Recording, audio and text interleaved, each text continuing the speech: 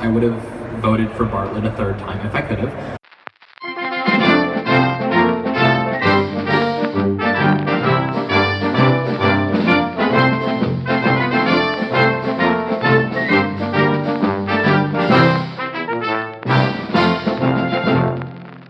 As a young voter and as someone who deeply cares about politics, I've been doing my best to get involved here in LA at the local level. I was a student organizer for the March for Our Lives, and I'm currently helping organize a local congressional campaign in a swing district in Orange County. But my question is more so, I guess, thank you, I appreciate that. I guess my question more so is for Lawrence or Ben. What is your advice for someone who wants to have a robust career in politics like the one that you guys have, or like the ones that your characters on the show have? You know, I would say a couple of things. One is work for people that you believe in, which sounds obvious, but actually it's not. Not all politicians are people you can really believe in.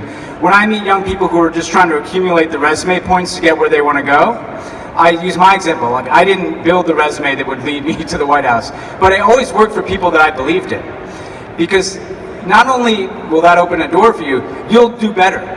You know, and I think that's what the show conveys, that they believe in Bartlett, right? So you can, the way you get through the bad days, and if you're working on a campaign and there's tough days and they're dropping negative ads on you, if you believe in the person you're working for, you'll get up that much earlier the next day and you'll knock on those extra doors and you'll make those extra phone calls.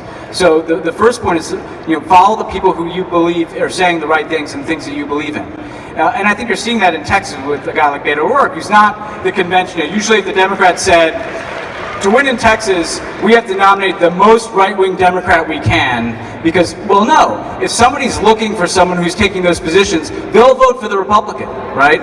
It has to be somebody that you can believe in. So that's the first thing. The second thing is, you know, be willing to take some risks here. The good thing about being young is there are always campaigns. There are always congressional campaigns. There's always need for work on a presidential campaign. If you're willing to go live on somebody's couch and get underpaid, if paid at all, you will get an opportunity. And it's worth it, because that opportunity can lead you places that you never believed you could go, including to where Dee Myers found herself, which is you can find yourself changing the course of the world, right? So those two things, knowing that you can find opportunities. This is not some closed door. Politics is actually pretty open, particularly from the bottom up, right? If you walk through that door and you follow the people that are saying the things that you believe in, I guarantee you're going to go far. But also don't give up when you lose something.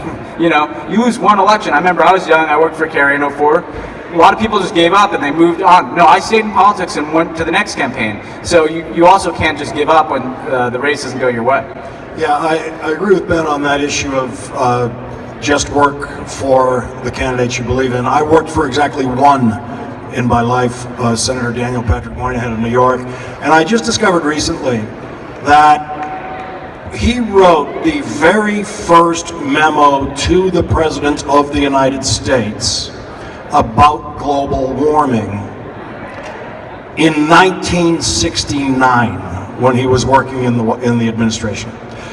He was ignored, the memo was ignored, there was no one in government who was thinking about this. It didn't come up as a subject in government until decades later.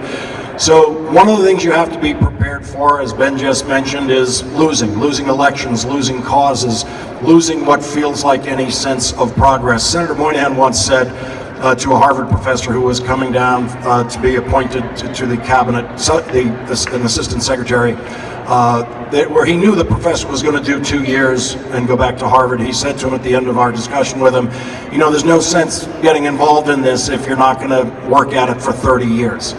And that was the Moynihan minimum timeline to judge where you were on your success curve. 30 years. In 30 years, you're going to lose a lot of elections. You're going to have a lot of causes that don't move forward. But the job is to just keep trying to move something forward. Let's try to get in 2 more questions. Thank you so much for your time.